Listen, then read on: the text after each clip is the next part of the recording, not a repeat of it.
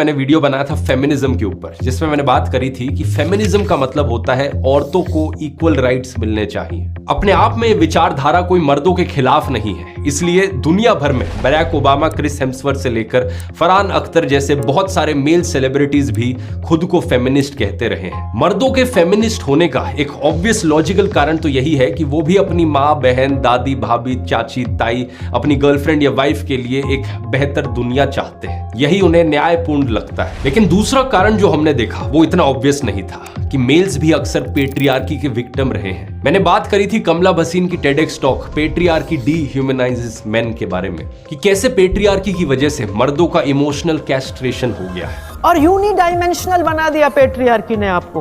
पैसा कमाने के अलावा बाय गॉड आपको कुछ नहीं आता, ना सिलाई, ना कढ़ाई, ना बुनाई, ना पापड़ बनाना, ना खाना बनाना, ना बच्चे पालना।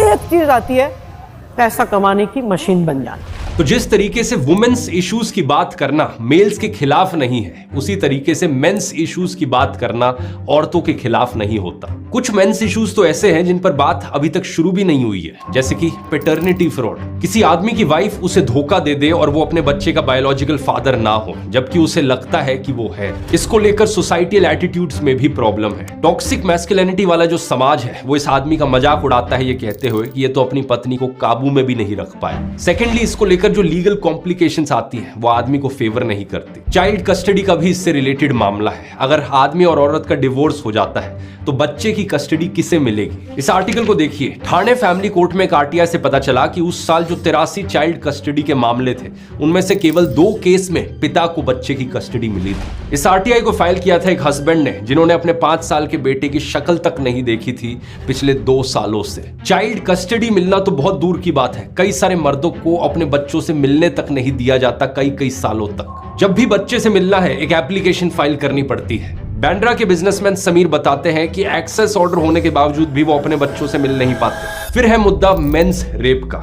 जो औरतें रेप विक्टिम्स होती हैं उनके खिलाफ समाज में बहुत सारा स्टिग्मा होता है। उनकी इज्जत चली गई, लोग कहते हैं उनकी पवित्रता चली गई। लेकिन अगर किसी आदमी का एक दूसरे आदमी द्वारा रेप किया जाता है तो इसमें एक अलग तरह का स्टिग्मा देखने को मिलता है। कहा जाता है कि इसकी मर्दानगी चली गई।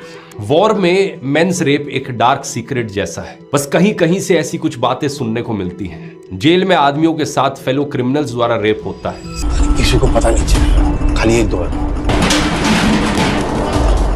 समाज में भी ऐसा होता है, लेकिन यह हेविली अंडर रिपोर्टेड है। अमेरिका से भारत तक मास मीडिया में मेंस रेप पर मजाक किए जाना आम बात है। स्टैंड अप कॉमेडीज से लेकर कैजुअल कॉन्वर्सेशंस में मेल रेप को ट्रिवियलाइज किया जाता है।